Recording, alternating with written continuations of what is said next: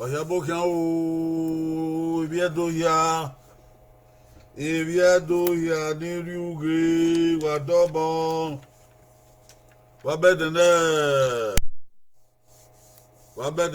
wa bokan o wa ni ere wa ni maere wa ade o makawa o nando togedo Felix Omoyegi abokan o e Belgium we wa ye bodo Oni ewe bonu pogeva. Felix Omoyegi iwe Belgium we wa ye bodo koyo. Odo ya ye era me. Itwa Samuel na bulele koyo abokan o dabonu we ye Samuel na bulele do no Canada. Uyi Jesu abo abewa o e wanta sabo ade tinima maya nwunwuna o koyo wabo ga o twadoni rowa kebedonirisi edoniri ye kodiomo edoniri ye kovia edoniri ye kogba edoniro edu o de ya fe na do sai o munede do pewu e wori esapele Isoko ope avocados bobandi ekenado iye ofuta mu ya fe ya se Libya ya se Togo Republic of Benin wa ya do edo ipe akemi ko emo iwo emo eye emo iyan ya se gbe sapa irede Wana pa le do yebe na gidan ya no si igyo to wa o e mo ka wo wa ni ga ye igyo to wa do de ba do wa nya mi wa ga na mi wa o na wo do e ma ye wo o ivon yen yo ugbo be ri eni anu po bere ati o sa ro bua ohun ma ga so o wa ya ni re do ere wa bo kan o Sayuki no saka usa Samuel na bulele Maria Madasu Felix Omoyegi Charles Gile James Odia Lindsay Sayuki Joseph Osage Osage Bobo kan wa ya fe wa weso wa we fit ma o da o tan o tokiri no de no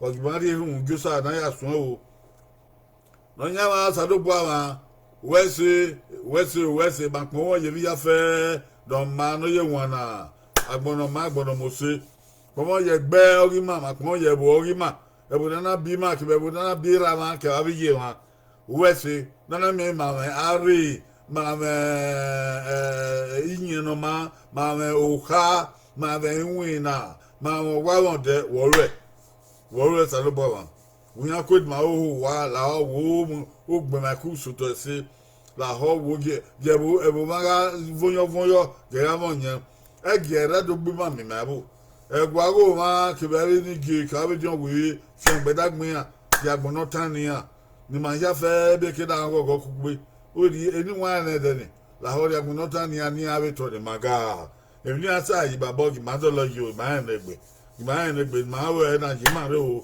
ma ya ondo wa ondo we odo de ma ya si ya koko no ma ni ma be ni Jesus Christ no nya wa isa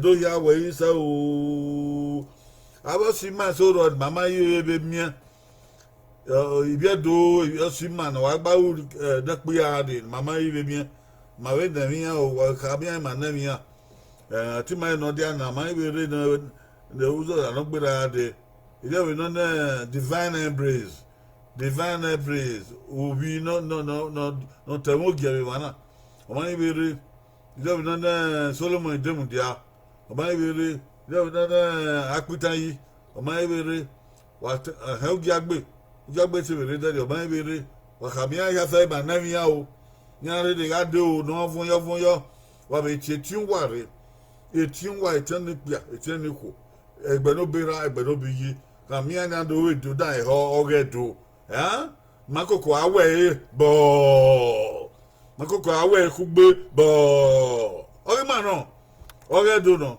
oge do ge wi o ise oge do ga won yen yo ise ebi na una ya fe oga mu ayo oga mu leketi oga mu si yo oga won yen yo be Jesu Christ ise ibota oge do aye na o ibota na osu ukiopa iban kewe ogugbo ebae botedo gbogbo ebae botedo eba so dan do mi ami egbe oye ni ma so ibi mi ami egbe ebae oni efedoka omo no ebae oni efedoka ege ku ebae mu ebu wa gwa lo ege ku ebae mu ebu wa mu gbe o sa baba gbona ogbo odan gbogbo yo odan we no Adam kebe Eve odan we ni ya dollar ji ni ya gbon ni ya dollar ji ama we mari a university the mari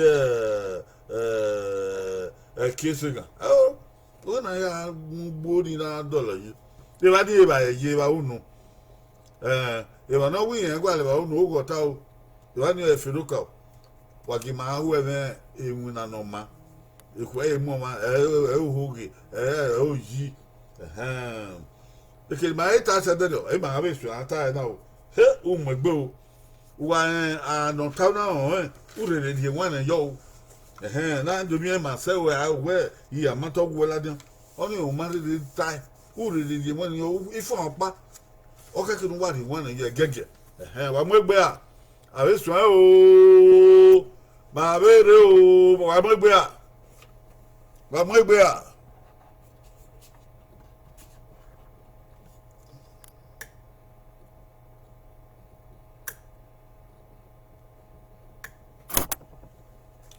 go dege edagbon o ya ba edagbon re le gbe devi no de kodukun ure na ya ye unyun se devi no de kodukun ure na ya ye unyun se mana do ba me yan padon de kodukun ure na ya ye unyun se woni akin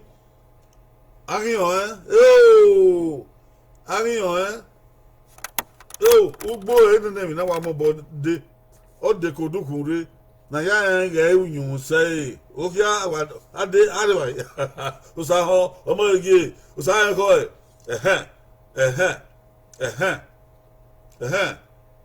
ani hiko anani ewu o ma gbe ebi na de kodukun re na ya en rujun se aribai no ragbon ogbe o yaba no ragbon ogbe ebu wata ban o ma gbe ebu wata yiwe no ebu so ku ebu be tu be dobe anaki Desmond ogbe Chris Ojo ogbe Chris Joe ogbe Jasigile ogbe Brown ogbe osin agbontan ebu be ri obe we ri o eyan paro no wa de kodukun re anaki Brown ogbe ira mi ya wa o obe ye ogbe anaki upaba bangbe upaba bangbe agbondi ni ugbe asefe bangbe anaki Brown ogbe aya gbe bai ozugbo gbe Josephine sagi ohun usahon ogbe ya gbe o ya hon usahon iya wa budo wa wa jigbere exactly abogi o ya re ri gbe wa ta do Okay, when asele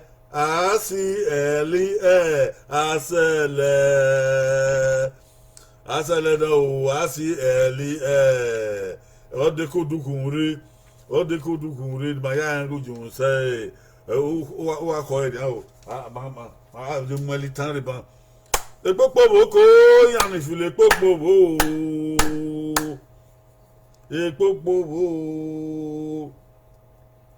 Ekpopo itendo odeo ita you know aga don I am na teita aga we gwana ita we putam yo you know I gwana ita we bu ere yo you know wa ya ta mo ge yo na o wa yo ge gbele we had done ho so Josephine wa ta mo ge yo ozugbo wa ya fe wa ta mo ge yo Judith oh Stephen here man eni boiva kenu we ko baba no wa ye we ebu wa dia ya wa eni do we yo eni do we bon yo ni daga Rolly Ojo eri o no Rolly Ojo gbe ni do we la tani ho ko yo odo edo we ase lega de wa ore here me edo we ase lega de nenemi ore bo wiki no re ha egege bo wiki no re ase lega de nenemi ore bo wa ire imoto ore Christmas do wa ire nenemi ore ase lega de edo we ase lega de nenemi ore de binore ha and okome na ke o wa gbe chasi gile ogbe okome chasi gile gbe o you know what ka gbe and I Desmond one magwagbon so ku one agbondimi ogbe agbondimi wa ye do gbon ogbe Chasirile ogbe yan o Papa Columbus usas o ya mo la de ba o ge da agbon he ba o osigbo obe won ya wa o Desmond that man Desmond o ya gbon o yo ge mo tu won o tu ma gba gbon kaka ta so we o magwagbon Chris Joe one you know o saye de don agbon one igbenejo ogbe ni a ya gbe o yan magwagbon da so Constance Sayawe one gbe God said that Abraham ogbe ona why be na gbedo Mercy Torres omogui ogbe omogui sorry obukan owen wa to owen keka ko obukan Chris Joe won ogbe okay ai re bai do do mi on ai gbe this wa obukan ko yo Michel osa hon ogbe ha eri do gbegbe mi ogbe okay going go okay ase lega de unyun ge unyun uyi uni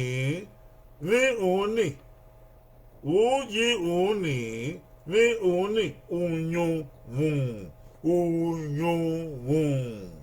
uyi uni mi oni Rolly Ojo ogbe o magwa gbon oyun re be na agbon he o uyi uni mi oni sa hun daga ya agba ta fu oyun o sa ko kekere nu gbefo bi ni o du ya gbon wa we won o akabo ge ye o ko So ko Chris Joe hey aben o yumre o daga onyum ore asele ga ide ayan go yumre o ifa baba wa tasele wa po boyo o kwa la wa kamiano file popo we ni ara de o ima ike ya ya ma file popo uzo de hinyo ga de de hinyo ga de ya ma file popo we ni ado file popo o di o fi won ari e ugbo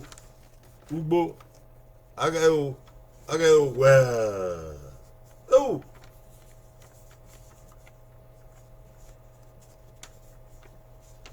dere batie inya na haye ekoi koto yase odukun batie inya na haye ekoi koto yase odukun Inyana ha yue ekoi koto ya sodukun waitie agere ha ye ekoi ne koto ya sodukun waitie inyani ha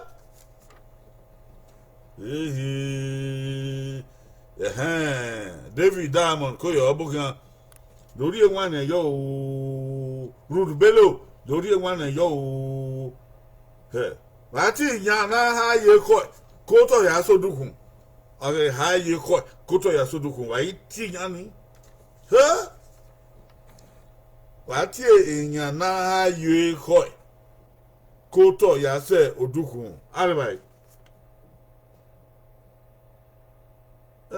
enya okun o bangbe noragbon ugbe noragbon me weku agbon divi ugbe eyin brown ugbe okowe bo marege ugbe Igbeledio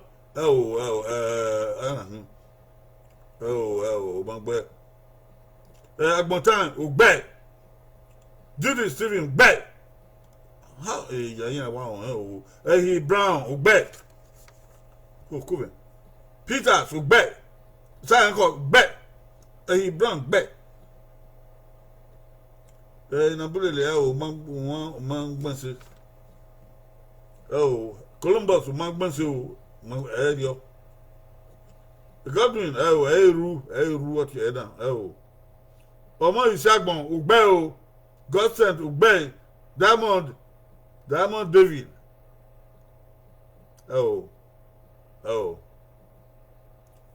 bangbe Charles Rile ugbe Godsend Brown ugbe Bradley Best Atewe Bradley Best ugbe o Miracle Fred abokin o ugbe Mitchell Sahon ugbe James Odia ugbe abokin o Odia are hayan ye ko to ya su dukun wa iti irun se teri ugbe o Constance Ayawe ugbe o okay o gare o ozigbo ugbe Ubayo wana Inyana ha ye koi Koto ya sodukun ati ugan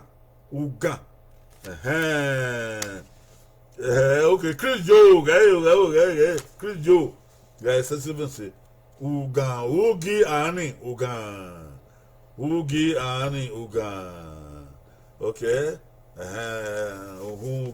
ugan you know Ari ugan o ya na wa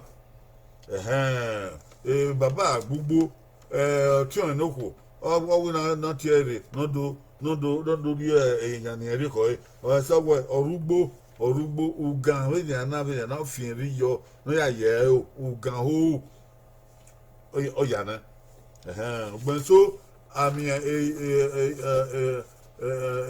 nya iweva no ya o ya sodukun ko to ya sodukun abi gbenso inya kesugie no ya ke utoto sodukun ebe ni nya konkonse be ni nya konkonse o ta ebe na enya ya koto sodukun obege abokia o waya no gbe apobo nu wa o ora apobo nu wa ya ma do fi le popo yo o ona wa son ni me o yo ma fi le popo yo ebi no wa rien rien be ni ana ama mi ani ado fi le popo yo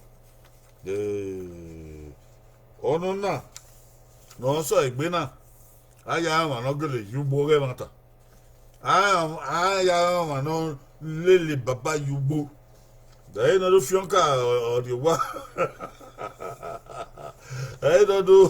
do fionka o le fois do what you say ki do go la megwa on pa o don lele baba yubo po gwa fun abokan o don lele baba yubo po anado anya anado wewi ya fe akedo la yugbore on yo han setting te e won na yere na o ga o ka bo o e diri o e don't know Latie Ekpo Eva Gede Okome Ekpo Eva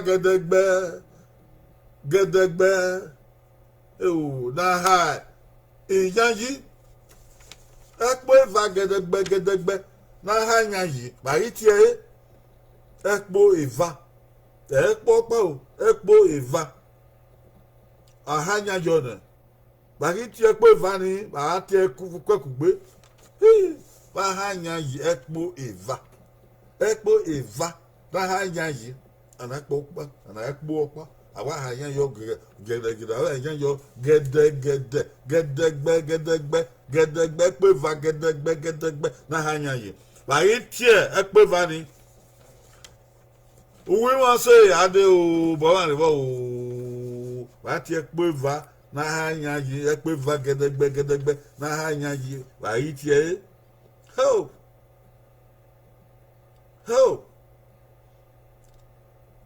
baba igwavan riyo bore ho ibine dion eru ni wa ya ve na indo vinya yi ba no eru but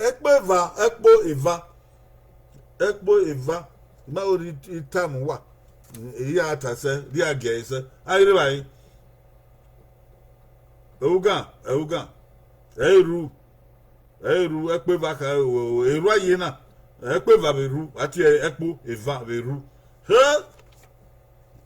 eru o ekpo eva no beru oyi gedegbe noko atamu wa na ekpeva gedegbe na hanya yiberu bayi tekpo vani bayi kwakugbe okube eru ya fefefe na hanya yiba na shijan koko eru atie ba na kana ekpo va gedegbe na hanya yi yen bo ye ti mani no wa te ni yobodi ma gagbe abota o Basaki were igbo ekoyo o ayemegbe koyo de ekovun koyo ozigbo ogbe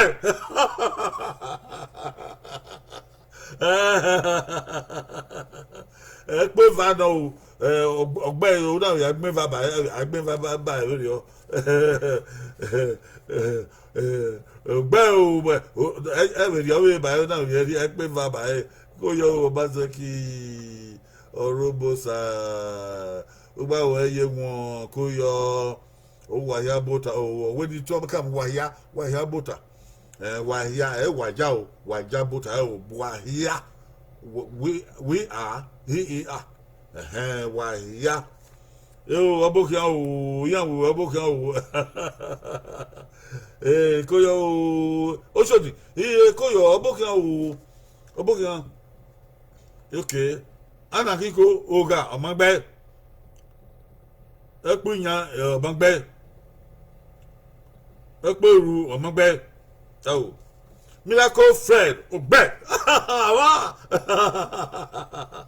Oviedo, Miracle Fred. Where you go to who you agbada would me Buban me yoda hair. I am an you. Eru Santari Ogbe, Okove, Ogbe, Tijo, Ogbe.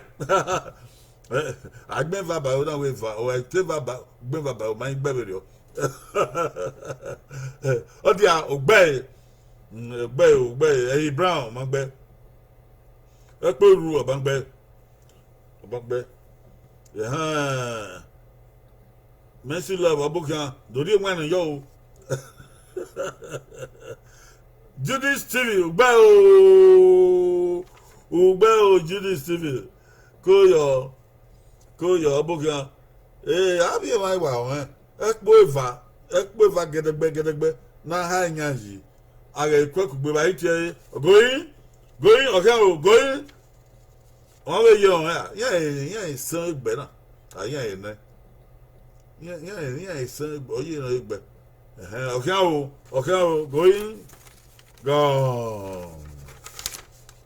Ewe, at you, ewe. Ekboeva, na high nyaji. At ye, ewe. Every ewe va, or where we va, ekbo nene video. Ekbo eva or ewe. Where we va, only ekbo in Mammy, ekbo eva, ewe at ye. They know ekbo, than ho. Oh, now, Obekedum Beruji, or Wakian war. Era not dig back, no web to turn your talk. Where are you down? We are not dig back, wait till you talk. Don't buy us, okay, on your ekbo. Ekbo now, young high yo. Who are young yo, Vieko, yo, Uga. But so do so give, but so do say to give, I weaver. No, ekbo. Kedu Iran be bayoto you be you down. You know the boy bad you down. If you have a uga. You have a high ekboni. Ekboni or area uga no robes igbe I weaver. Kekbona no gan weaver ye. Yes, ekboni uga igbe ye are kwakugbe ono ewe.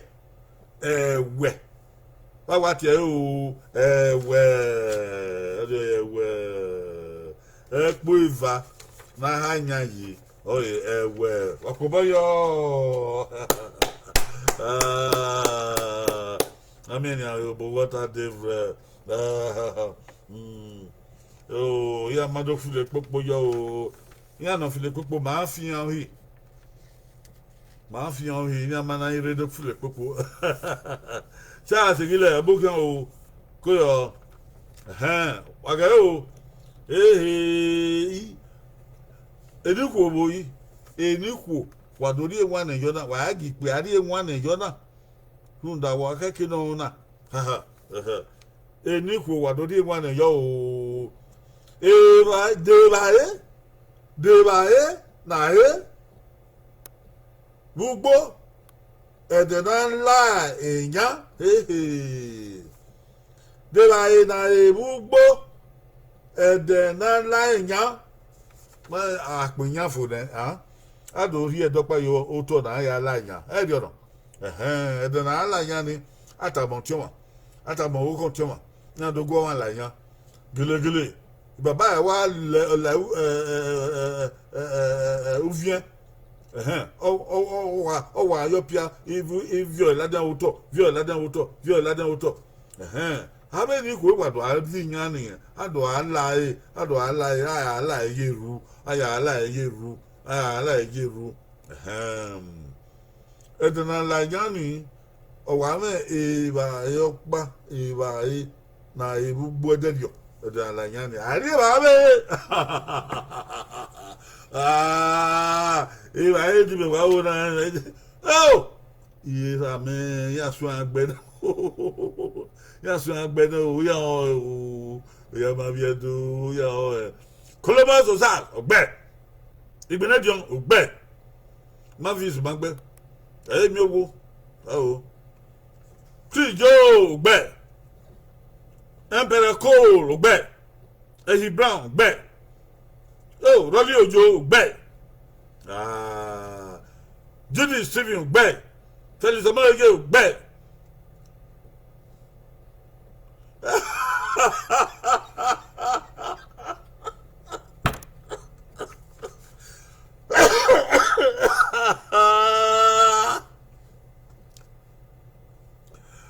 Rumpa bagbe o. Owi nyawo wo.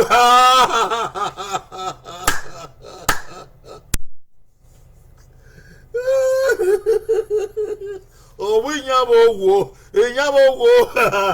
Odi la nya o. O magbe. Odi la nya nyawo wo. Oh, so nyawo wo obedi ya wo. Odi la nya ni. Oh, nyawo wo ai dario. Nyawo wo yen wa we ni o ga eduga ni kin wa awina eduga ni kin so pa ga de na la nya na o me ba na wa ai dario.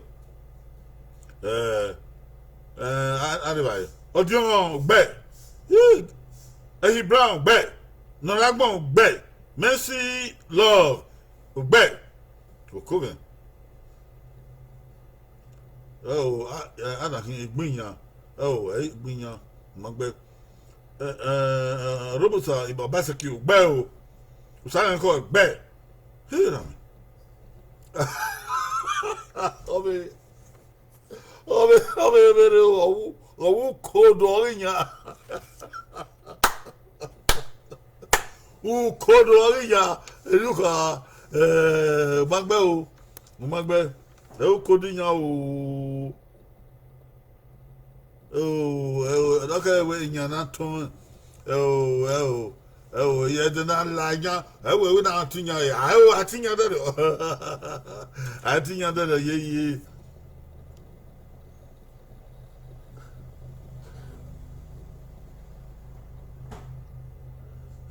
O se di gbe o. Owa we won over. Ya, even ya won over na my on. Na gbe oko. Oh, ba mi ni jo ni kan. Okay. Miracle Fred ogbe o. Ehi Brown gbe. Inabole ogbe. Rita ogbe. Ayi re bayi. Igile. Magbe o igile. Eyin janton. Awa.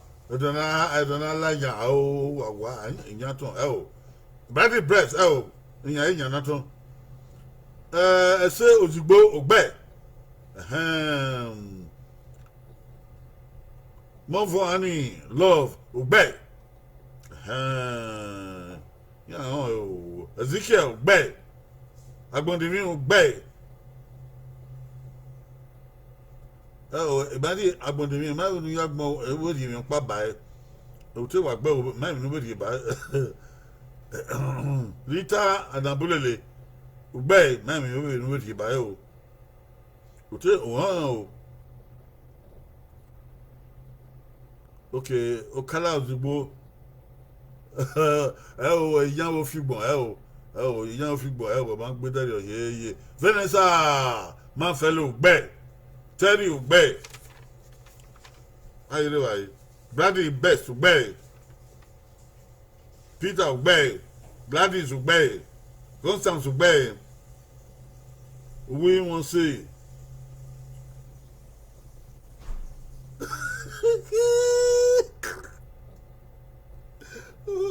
Owe was it? Oh, well, don't board. Diana, but that way, if I would in a line, well, I took your way to Mudo. Okay, okay, only Magwalo, Magmon, in a bullet, Ubay, in a bullet, I saw of Bernard Wow. Wow. Okay, kini kuyawa ona biaya fe na wa ona ona iri ni ensebubo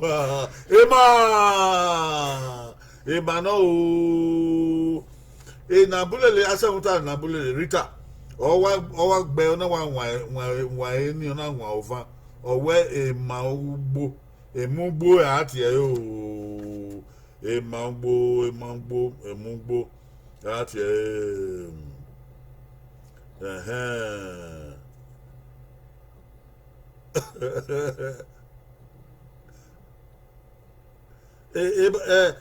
Chasingila we tema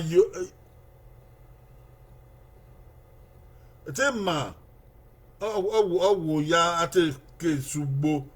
Oh, okay. Owo wo wa, owo ma wo wa te sugbo o, aje wo wa.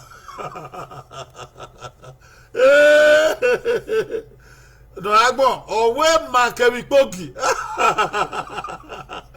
Ma kemi pogi. E wata no o. Opo o hiro we so pon we ai pogi. We want say no sir. Oh, what you nota? Oh, okay, two nota. No ataba. Okay, who wants say? Oh, two nota. Okay. Emano emugbo. Okay, gbe awakpo bo. Awakpo bo se gba bo. Na lori emugbo. Oh!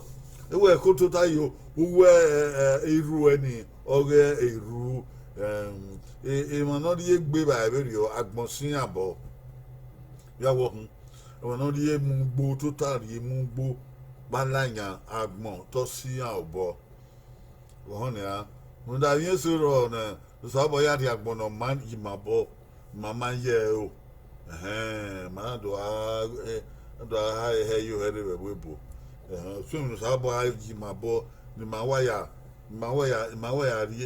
di agbọ̀n náà máa ẹ̀hẹ́ ní kí o nàbúlé ni asẹ́mọ́tà. Koyo Obede o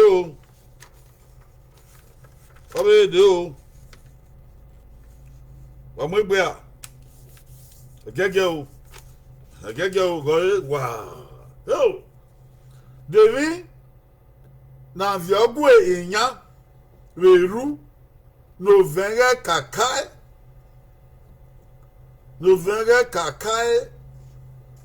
Devi na vio gwe inya veru no venga kakai Devi no ki na vio gwe inya veru no venga do kakai Adwai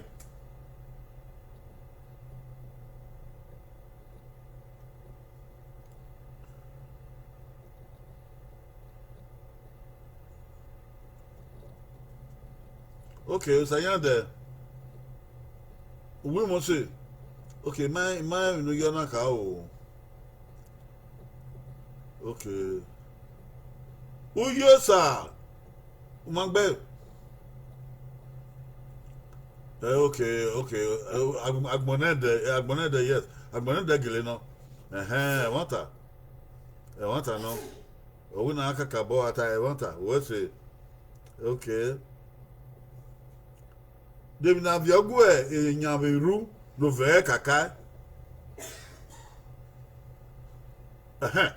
anahi Daddy best ogbe owa ina bulele ya somota ogbe come anahi Columbus osas ogbe osayen ko Washington ogbe Lillian agbondimi ogbe mekai Peter Desmond ogbe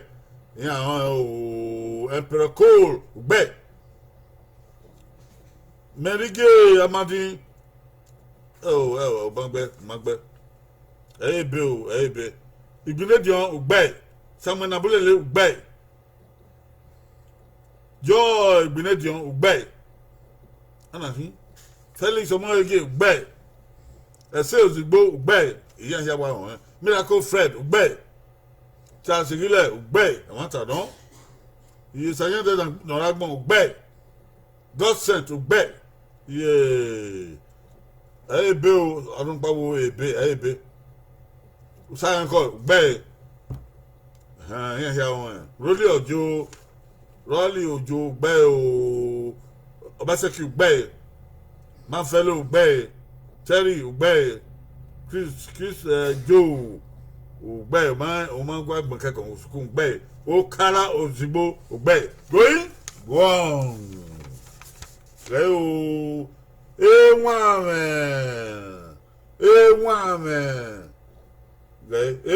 we are ni we any enwame we are ni we any enwame mabere e wo ni wa enwame nya wa gwa agbon berigi amadi we okay merci lo ugbe wakubade buwa o kwa obebede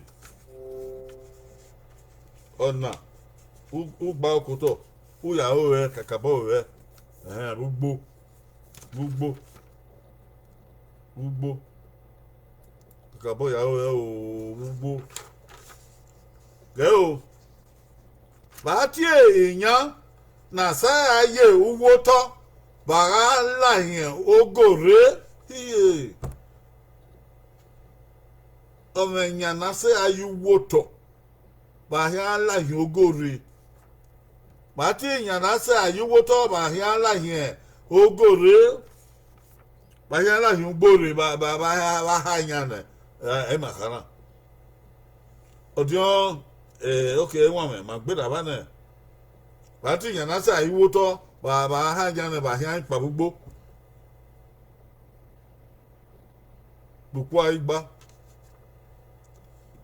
láti èèyàn náà ṣe àyíwó tọ́ bàbá ńlá yẹn ogòrè gbogbo àgbá yíyàn ooo yíyàn yìí ẹkọ sọ yìí ọgbẹ blessing ìràbọ ọgbẹ ìgbẹ́nẹ́jọ ọgbẹ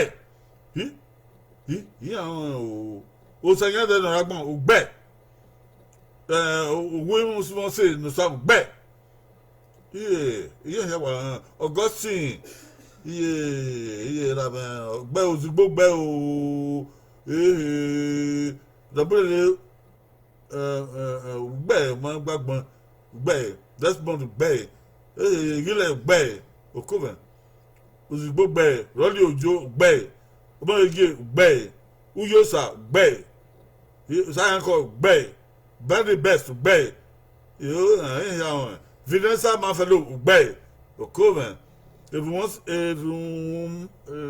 everyone manse Terry gbe utaso we gbe wa mo gbe re na Okoven wa mi 100 over 100 oh edo we ni amigore na bi eko aga na ebi edunu emi ebi edunu gba okuto na oso uto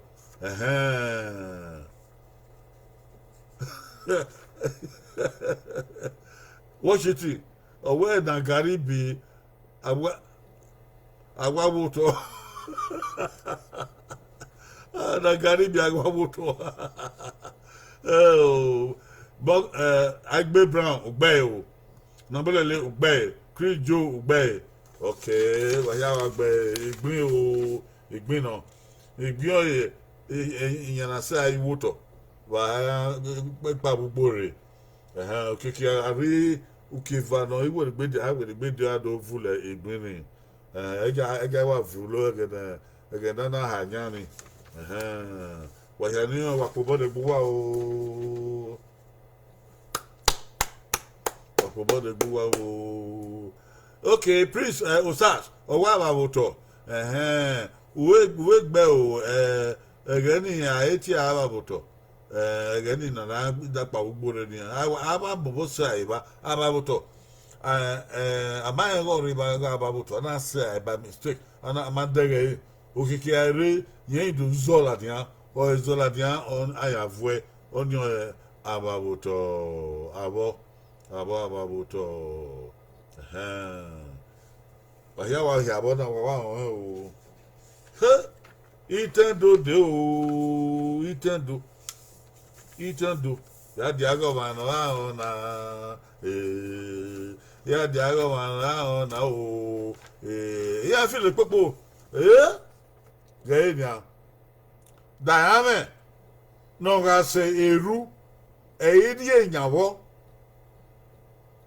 dayame no ga se eru eyidie inyawo hi amo paro o se eru na wa ha nya wa ye mo se wa gbe buto gbukun bo eri nyawo bo se eru dayame no ha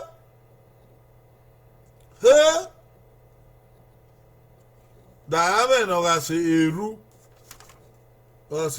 erie inyawo dayame no ga se eru erie inyawo dayame no ni ofioto no ofeno ekita evato magbe dog the doggy do banza va o bama magbe ewe magbe adaki orun pa gbe ekita orun pa gbe ba yen boyi ikoso ye ewe mo no gbe ba igbinedion ogbe o mangwa gbon sukun gbe yes igbine o do gbe gbon o amawa gbon o te ka gbon ma gba o na do gbe gbon ogbe evuato gbon ma fellow o te o da ho bi ani wan agun be we ya gbon o ti ba won o na ya gben lo duga ri ma do tie o ìdàbọ̀lẹ̀ lè gbẹ́ magbagbọ́n o gbẹ́ anahin usas magbẹ́ ekita ekita anahin ekita ma ekita rí yan ekita ẹyíwó ha ẹyígbó anyway ìbáṣe mú ekita yígbó ìdàbọ̀lẹ̀ lè magbẹ́ edi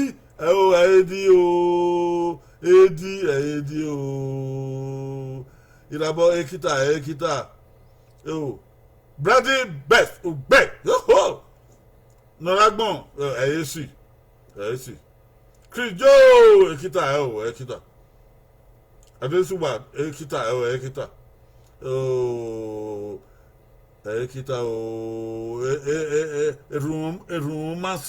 erumase ekita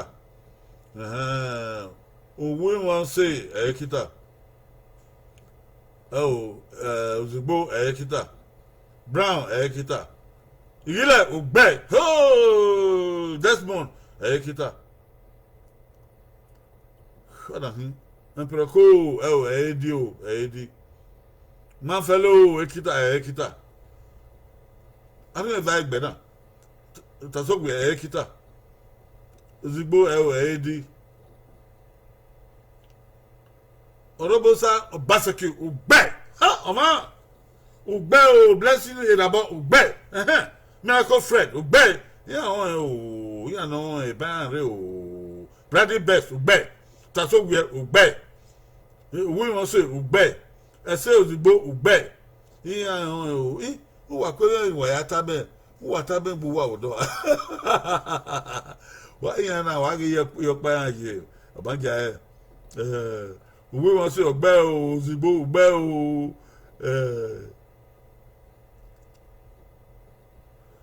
Egbinedion variwa okay joy o Egbinedion okay onion opabo owe Egbinedion we okay ya gba okuto Emperor Cole gbe adesu wa sokan gbe ito ha gun yi okay euzo ye Constance yawe ugbe Rally Ojo ugbe Erun Seteri ugbe Samuel Nambule euzo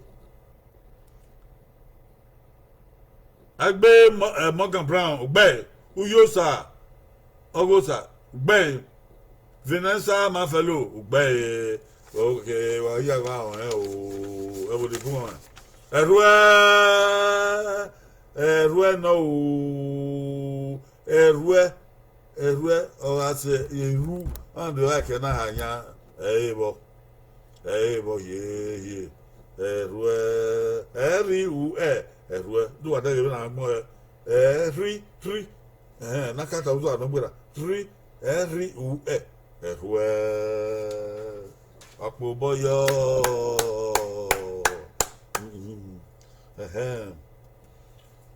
ọ̀rẹ́ àtọ́ tó gẹyọ o oye bùn o ọ̀rẹ́ ẹ̀ náà wà bùn o ẹ̀ náà mà hẹ́ mọ́ ọ̀rẹ́ ugbo yòótọ́ ẹ̀ ọ̀ náà bùn náà náà mẹ́kẹ́ náà ìtàfọ̀ ọ̀rẹ́ o ìtàn náà hẹ́ o ìtàn ẹ̀rẹ́wẹ̀ ẹ̀yẹ èhé ya àná ẹ̀wọ̀n wà.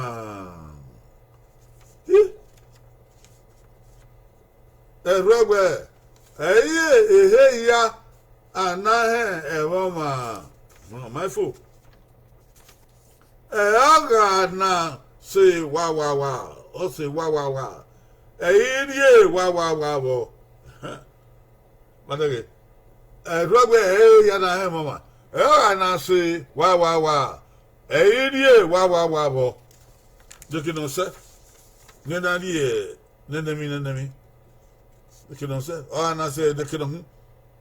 Aí não me, oi, não.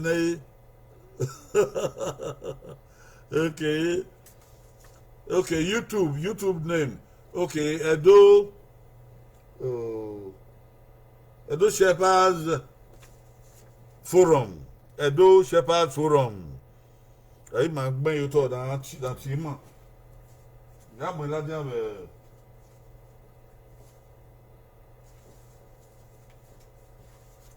Agwanfo ne ban ya mwela de no dege do Shepherd Forum atima la forum ni be bi ate wa ida nene mi do bi YouTube ni e ba de maye wana to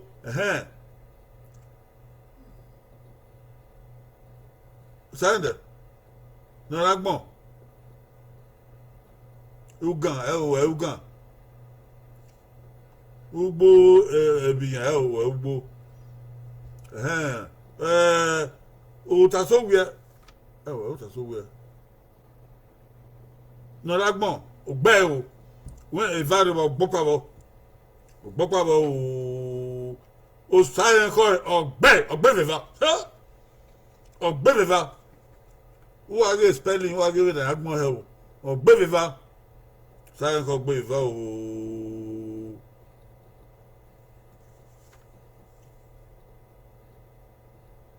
Emperor Cole Ugbe ese ozigbo gbọpa bo odekopa yes Edo Shepherds Forum yes I know what's it we want say dosa Ugbe okpagbebo Atewe Bradley Best Ugbe eviva Desmond gbọpa bo ọmọ igi gbọ́pọ̀ wọ Mercy Love ọmọ gbẹ ẹ̀wúgbó ọmọ igui gbọ́pọ̀ wọ igun wọ̀nyí gbọ́pọ̀ wọ ìgílẹ̀ dẹ́gẹ̀ gbọ́n Edo Shepherds Forum Francis Ogeriaki gbọ́ngbẹ́ ebiyan Irabo ogbe iva what should you say ko ogbe iva gbe na bulele ogbe opabo amadi ogbopawo Edo Shepherds Forum yes agbondiri ogbe opabo na wo ozigbo ogbe iva chayan de no ragbon ogbe iva we want say to sa ugbe eviva say ozigbo ugbe Morgan Brown ugbe ase wonta na bolele ugbe opabo Brady West ugbe eva Lydia Agbondivin ugbe opa we want say to sa ugbe eviva Chris Joe ugbe wa ye ebo gbe no kai o ta so we atete o Brandy Best ugbe Sylvester ugbe eveva Robosa ugbe eveva Michael Fred ugbe eva o ese ozigbo gbe eva yan ri o ese ozigbo opa gbe wo ebiyan no ke ebiyan Mercy Love ugbe eveva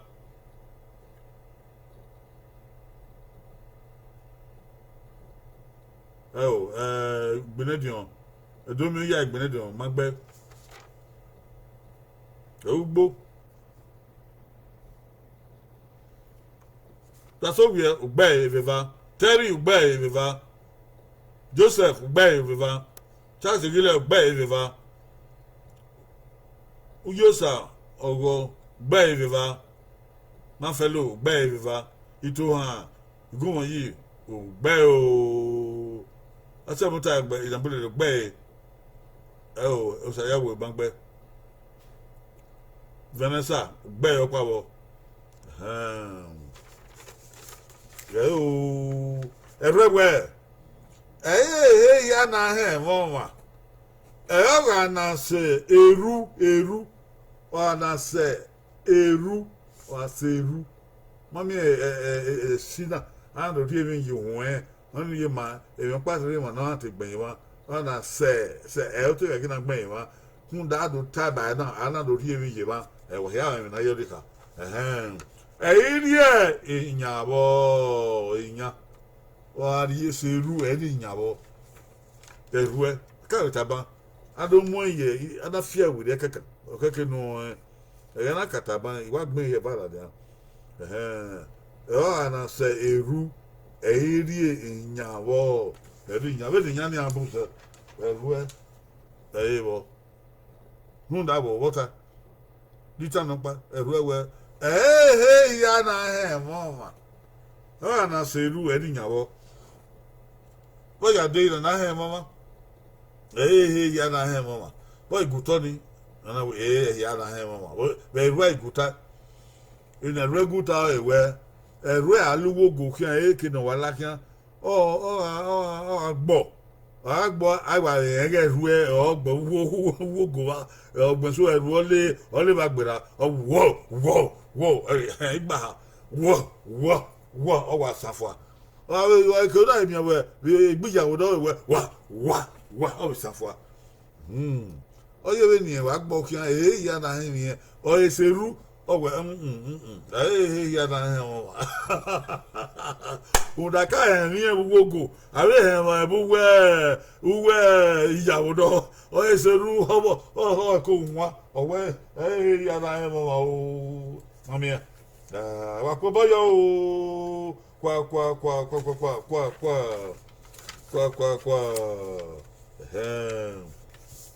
ego ko kan wa gagege aga ha inya ne ada wina fo ne ugbo agi la hie ne mi re aga ha inya ne ana wina fo ne ugbo agi la hie ne mi re devina la hire aga ha inya ne ana wina fo ne ugbo agi la hie ne mi re la hie de no hire la hiusere ya ai la hiusere ya ai la yuwa mere weso si mafi wa ma o ra weti ato we wan sa no wa ma o saguero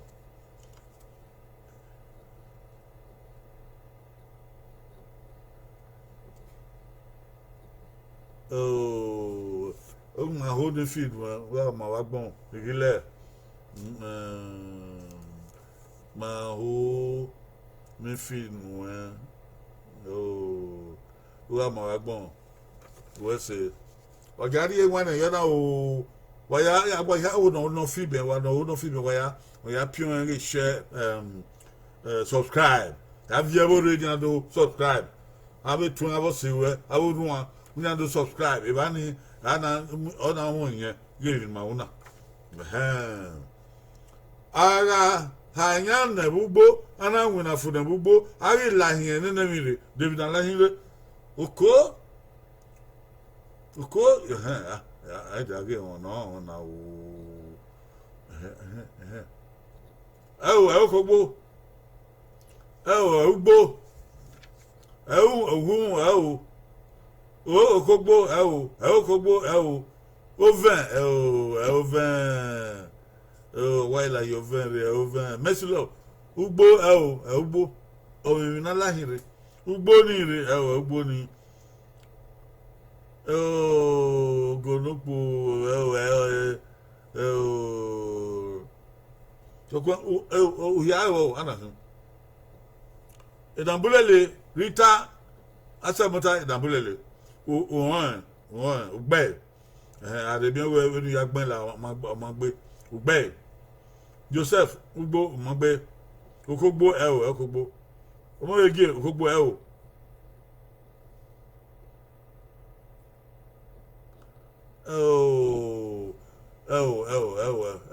Banfi la gbore Joseph Bangbe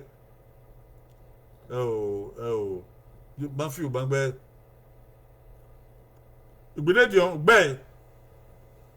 gbe Terry Bangbe Eru usayen ko Bangbe Eru atewe gbọgbọn ozigbo gbe ozigbo gbe iwunare eguna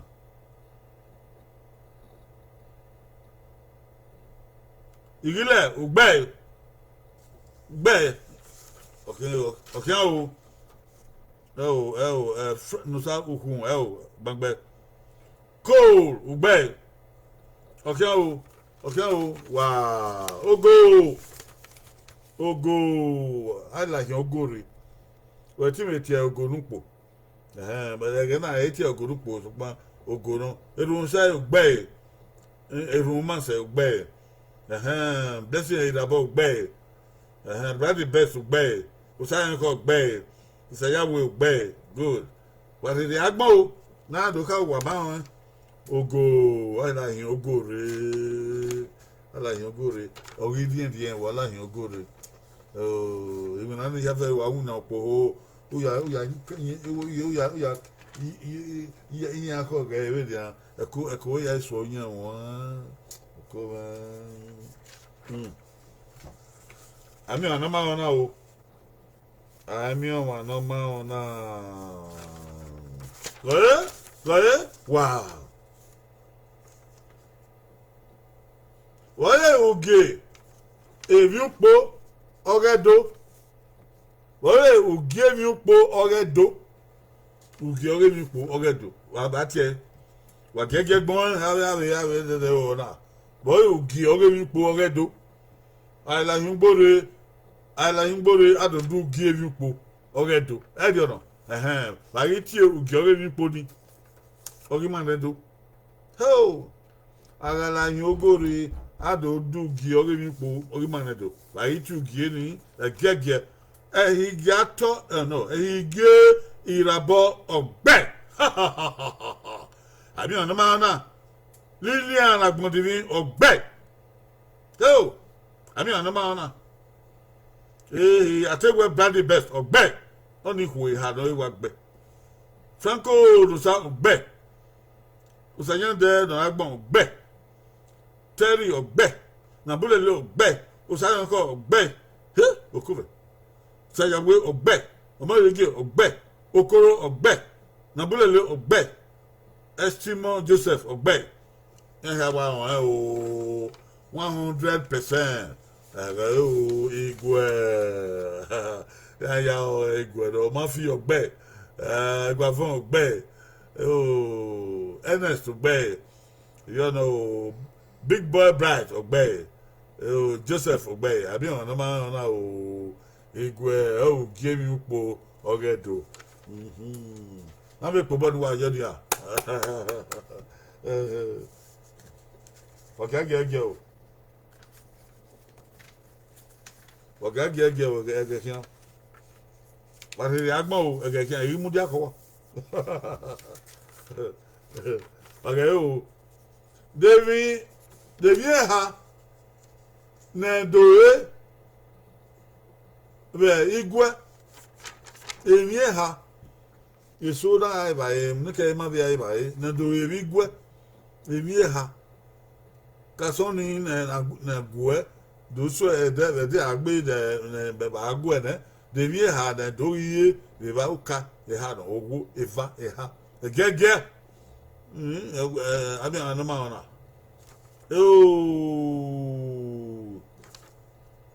ana hi na bulele John Bull Isaac ko ye we daddy ko ye okay na John Bull Isaac ebi ha na do ebi gwa ko ya ma yo ya mu fo o ogbopabo ebi abo ogbopabo okpa keka ma fi ogbopabo yi okpa kan wa ya nibi ha erun se ogbopabo asemota na bulele ogbopabo o ma gba gbon ogbo isukun boy Rita asemota ogbopabo uyosa ogbopabo nice ogbopa Obasaki Ogbeva mdawo Obasaki Ogbeva wo ya na hi edomiya eba edori eba ize edori ize we bigwa o eba ize ogbopa wo Chasigile Ogbeva wo eba re Chasigile Ogbeva Bright Ogbopa best Ogbeva wo best Ogbeva wo obaji Ogbeva wo uyosa Ogbopa wo iwa adegba gben edo ebinu we gbe na ni ba yan ri makinu we ebo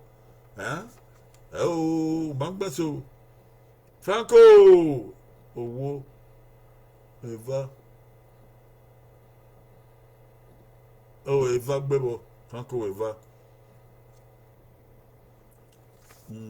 okoko ama ya le ba aba wario egwavon gbevavo irabo gbevavo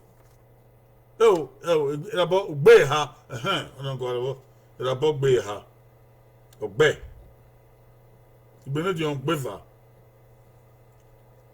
yan yawo na bolele ogbe ha ogbe okoro gbeva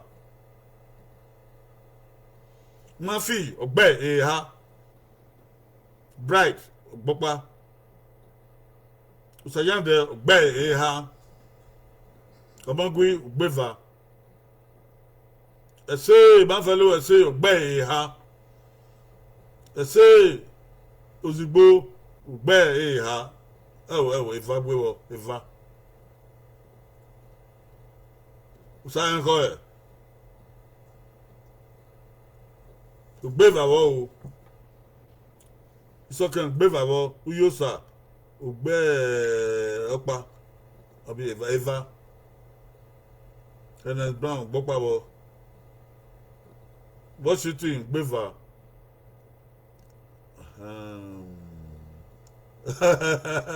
eyile banka jon ba na kai Sylvester so igbe ha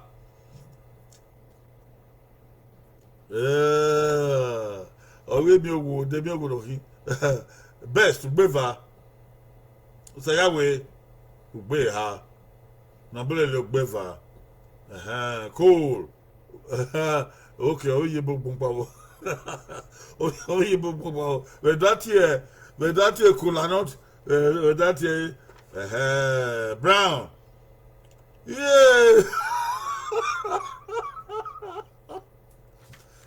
Brown where are you go where do the go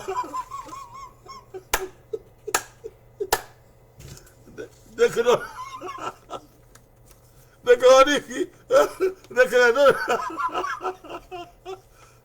Brown what on yeah Yeah, anybody where? Yeah, anybody where do you go? Big way. Hey, what's that? Hey, that man. Am I here, Mafo?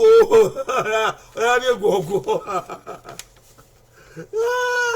Okay. Ebe, even, kebe Emma, even Hani, Abaku, Big way. Ebe, they are the room. Even, they are the room. Emma, a young liberty agbe.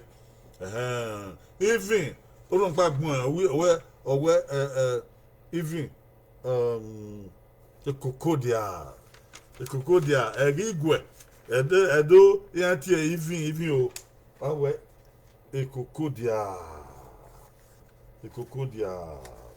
Oh, yeah, for now. Okay, go. Don't make enough for. Okay, get out. Igwe. Emma. Kebe woman. Okay, enemy. Na ye, enemy le.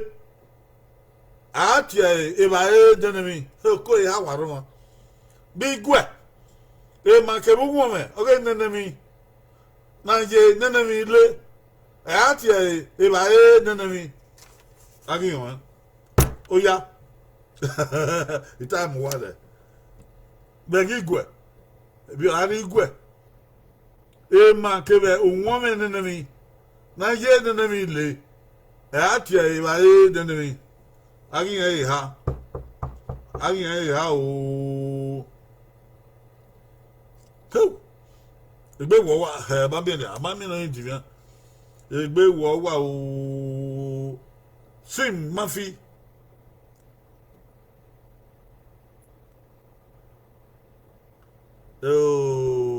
Wa ma o sim mafi. Owo sa no ko dudu. Don't go to mo ope wa yesa wa ba wa gbon se ma fi eronu na ni o sa bo ahun erun ni o ise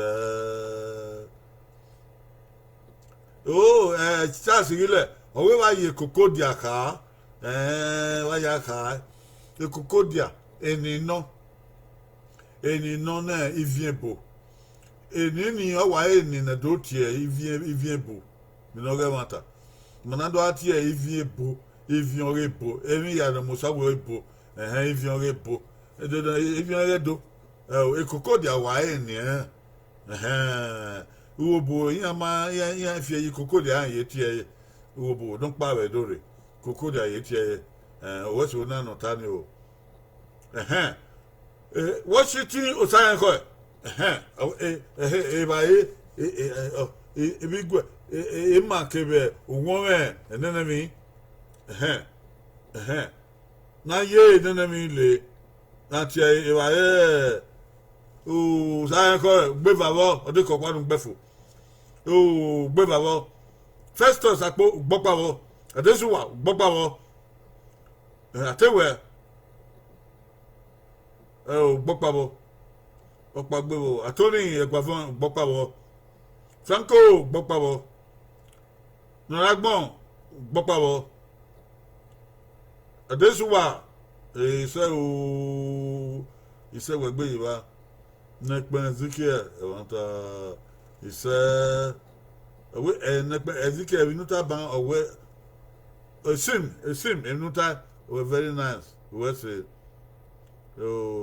Joseph gbọ́pá bọ́ o ṣàṣìrílẹ̀ ìṣẹ́ sáńgbẹ́ ìdàbúlẹ̀lẹ̀ gbé bàbọ̀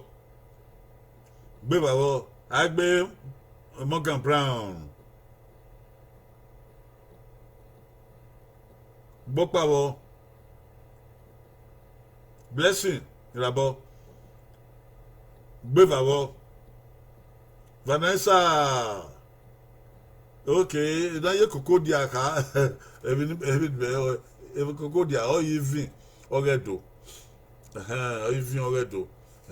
akoko ri o wa eni vin oredo akedo ati evien bo ikoko dia adesuwa Ise o Edomi ya Igbinedion gbeva wo Constance Ayawe gbọpa wo Ozigbo gbọpa wo Nabulele gbọpa wo Ogi gbeva wo Ogbomo Atewo gbọpa wo Oba going gone We igwe Ema kebu nwome Ogi nwome ogi ikpogi nwome ogi ayi na ngo Ema kebu nwome ogi na ye okoko ayale koko ni agbe ba sonrin aya lu nwome ogi we de agbe mami o de ate eba ukpo ate eba ukpo na yogi le ni na yokoko le eba ukpo ate ona mari eba ni awo mari eba ukpo eba ukpo anyo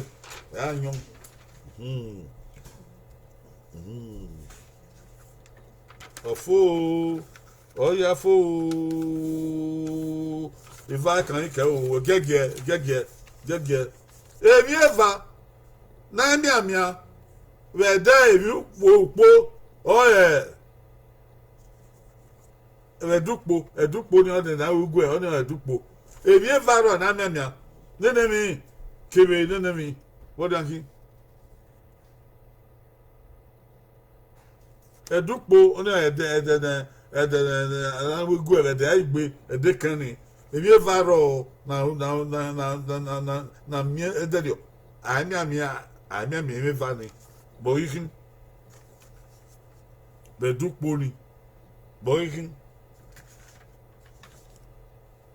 gege o koyi ebi eva ni na lo na yobo kan bedukpo ni ami boyikin ebi eva ni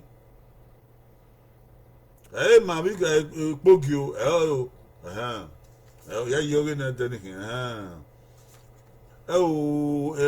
ebi na kin ise lo gbe e won ta ni kin ise lo gbe ono na makana emi Sylvester gbopa wo Ogbondimi gbopa wo ise lo gbe makana ebi e kana kin ebi keke emi na yobokan na dai wobo Fred gbopa wo do saute on mangwa gbon Miracle Fred gbopa wo Labo gbopa wo Egbavon gbopa wo da Egbavon oparun gbon wo wa gbon se Basaki anyo even edukpo ni ọmọ mi eva na ami muda mi eva ni alo Mercy Love gbọpa wo Okoro gbọpa wo Brown gbọpa wo sorry Charles Irile gbọpa wo Ozigbo gbọpa wo Nabulele magbe Igbinedion Bandomi onogbe Love Day Edomiya Igbinedion ogbe Frank Nosa ogbopawo Love Day ogbeva Ozigbo ogbe opawo Agbondimi ogbopa kere okay go ahead now wow Ubi kere ebewe Even value no Ubi aya lubi Ebewe ayagbe ewe okano ai tamu wadobe Ubi ebewe ewe ke ubi rabi ye anga aki no te ado won ba eyan yi do won ba o ebe den ya won he ata dobe he ona yo keke wa o ona ya ona Obiedo history o kama do keke opa won na na no keke wa o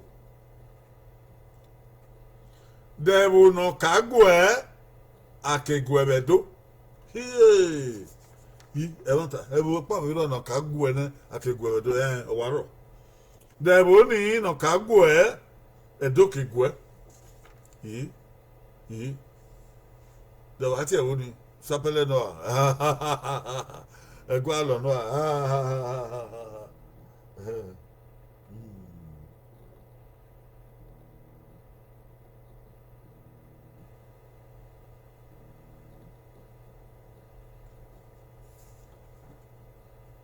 that you are going to go Facebook now. There will no cargo akegwe do.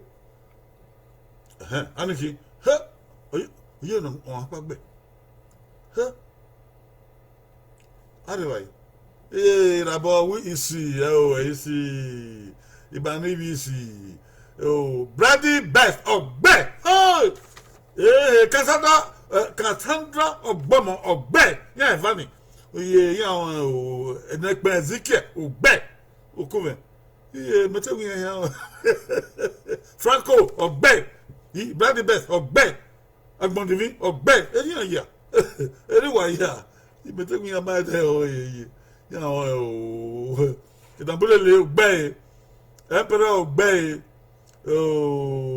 Adesu wa Isoke Ogbe Erun pa we yekuri Manfelo, Beo, Mercy Love, Ube, Okume.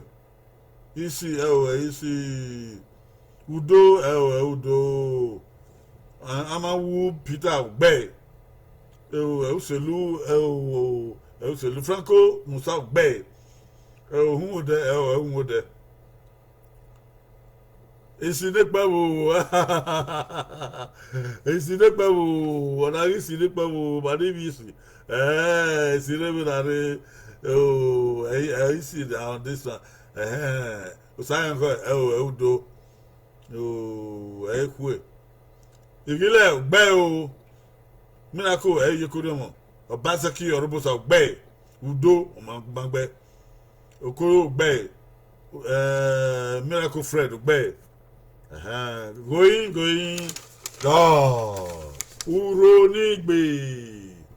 uronigbe na uronigbe hunda ebo pare wo ni ati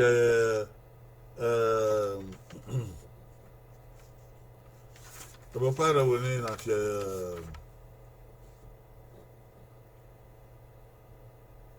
ati ebodan dogo ni orebo ni uwe ezokere eboni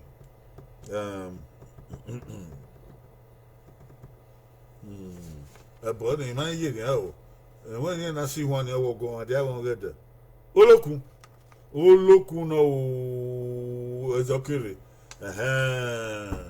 eduna we ogina re amme ose no roke kaya dada no ramen na oni olokun no kamere uta se olokun yes olokun olokun no ro ni gbe oni aka oba we ye njian o na yawe ake ade do ado te na re na we do ono wi okeke bo ge na o owa bun ewa ga bun ru dabo ma he na we na toge ugbofo na osie na we toge mi ko bae yo Edo Shepherd Forum on your in at your website or in Edo Shepherd Forum Edo Shepherd Forum na we lao even manado hold down map moy gbene ya iba ka bo ya tie won Edo Shepherd Forum we la we udo mi na te YouTube ni we pion abe video ni ma wa nu de pe ade udo mi wa me ke na ga wa Bishop aga wa na ba yo bare ba ni no wa me ke Bishop aga wa na ba yo bare ba ni ba ni na do mi me subscribe ni we yan pion wo pion ku we ke tun ke we ko da fun ka wa kan wa he ya pion ye subscribe ni oni ye ma yo boyo omu enve oge do na oye we wana ma benu bayare bidege wa menfion ye vient do yowa fa ba fiangu wa ya fe Edo Shepherd Forum na wa kian Edo Shepherd Forum www.edoshepherd.com edoshepherd.com wa gbon we de wa mi o wa Edo Shepherd Forum wa be mi o ni ma e wa u na pia de e ya yire ba nu ya ge ogo he ya ge ogo he no go nu pia subscribe are you go subscribe ogo he no wa gi ma ge we o fun da pe ma ke gwa level da o do we mama mi o don we adiasa e yan gwa lowo adiasa ni ma e je gba na pia de e ma ye ko se koko ma be me e website o be o ma de Edo Global Love Garden. Ayoni kawe Edo amekeda nagwa loko. Ayomeka nagwa lodo. Manedo imame mihia. Ona na agwa lodo. Ona na bigwa loko. Wana gwa loko. Okay, be bakia. Eharo doni o. Awese oga de na da madega ede osufo mene wa ya nire wa ama I think so again we have fefe madega ede we ba no re na e kere de kan gba be ye na no do kuge o ya pion e telephone we na o ya pion e ke ni agbon ye share ke ni agbon ye share o toto wa na o ya pion e ma ya fe don iru wokun obuyan ya akia na ya be dege na wo na it's time my nika debi ipohun o na dia no de ma wa e na wo na mula dia no dia na dia na wo na dia ma wa we fu e na wa mula dia ni atie watch party oni nika debi o sara fian gbegbe wa ya hon ya abe mula dia I be mjake me abe nota ya mula dia watch party ima no man abo si we abo tuwen no man ya na ye ya be doge ya be dege wa ya mula dia watch party na video na okay na we video no re website na kaba na u you doni we ti ya mo no ye we o mula dia wo ha na mo you we Edo Shepherd Forum we ti ya mo no ye we la dia wo o do mo ye watch party mama watch party obi me gba ya e mo pa mo ya la dia wa mo watch party e kere no gige we aso no ava no e duzo ado kwado abe mo la dia mai wa me na do wa gbebu abe